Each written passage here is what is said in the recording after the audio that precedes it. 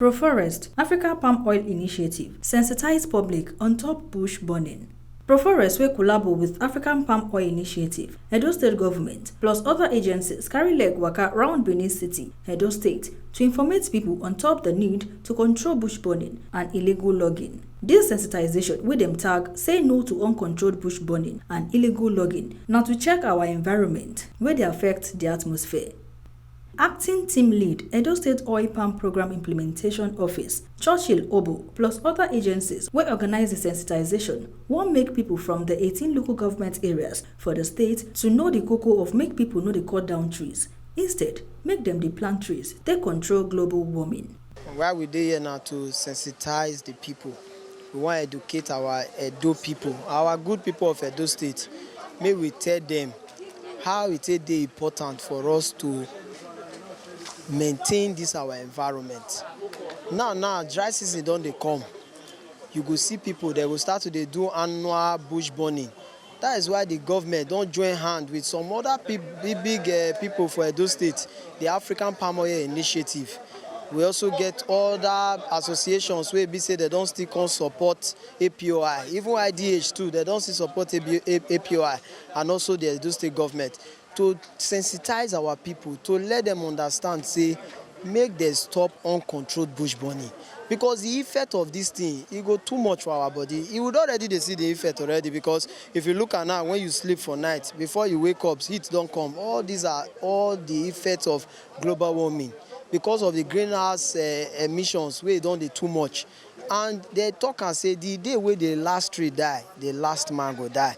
Because the oxygen where all these trees they breathe out. Now we as human beings they breathe in. So we need them for our own existence. So we encourage our people to support us.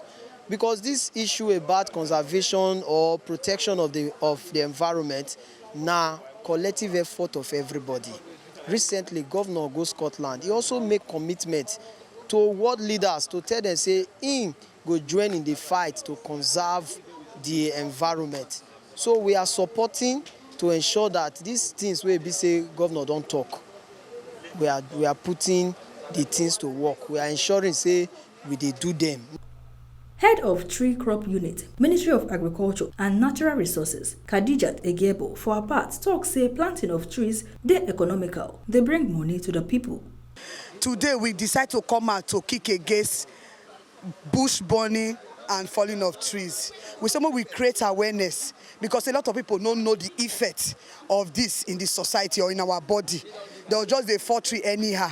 They don't know now this tree now they produce the breeze, the air, the oxygen where we they taking. Why would they bring out carbon dioxide where the plants they take? But now as they fall the tree, we shut off her. And this bush where they still they burn, it they destroy our vegetation, it they destroy the soil composition, and it they create soil erosion. So we can't talk say, many people don't know. More we come out, more we create time. See sickness full everywhere. The days of our papa, they don't know they call sick, they don't know they call drugs. They go just the ones they just stay on that tree, they all take fresh air, they are okay. But now we know they see them. Everywhere they hot. Whether they hot, inside house they hot, outside they hot. We they use artificial mist to cool ourselves. It no good. Now we don't come out to say we sensitize everybody. Say, maybe they know they fall tree. Maybe they fall economic tree. Even the economic tree is economical to our environment. If they bring IGRO to the government, if they bring Bonik on the state, so maybe they know they fall because of they won't build us, they won't do that. No.